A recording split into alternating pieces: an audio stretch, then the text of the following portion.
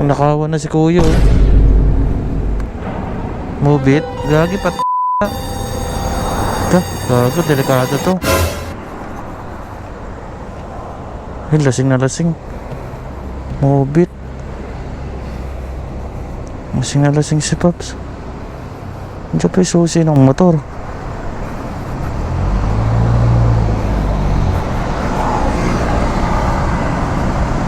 Okay ka lang? Tama, nakawang ka. Lasing na lasing ka? Lasing na lasing ka? Baka na nakawang ka no. Tignan mo yung compartment mo bukas.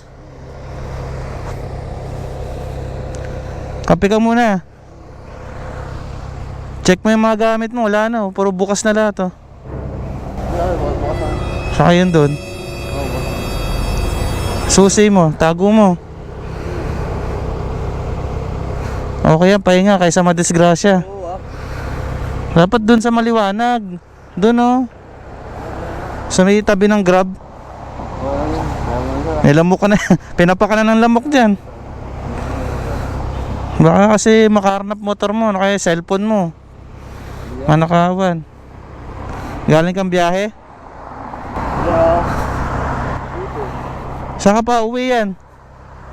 Lapit lang. Eh, gusto mo i-guide kita para makauwi ka na? Hindi na, may pauwi. Ganito ko. Ganito eh, baka makunakon. Baka matumba ako eh. Maya. Baka matumba. Sige, pahinga ka lang. I-lock mo na lang to, tol. I-lock mo na lang. Okay na, hindi mo makuha yan.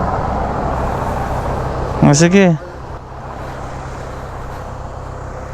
Ingat na lang. Sige, sige. Tama yan, magpahinga kaysa magtuloy.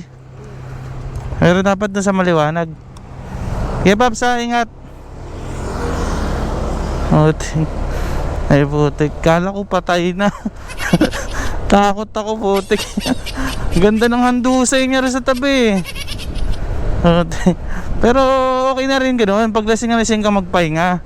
Pero dapat sa tamang lugar naman. Sa tamang lugar man lang, di ba? Yung alam mo safe ka talaga. Eh, buti nila kahit pa paano na mas masansayo si kuya. Kapag pahinga man lang siya. So yun lang mga buwang. So pamag-iinom tayo, hanap tayo ng magandang pwedeng pupwestuhan, mga gasolinahan, kaya tambayan ng mga grab car taxi. Makisuyo ko lang, may kiiglip lang mo. Kaya lang kasi sa ganyan, napakadelikado yan. So pwede kasi matangay yung motor niya, mga gamit niya, cellphone niya, diba?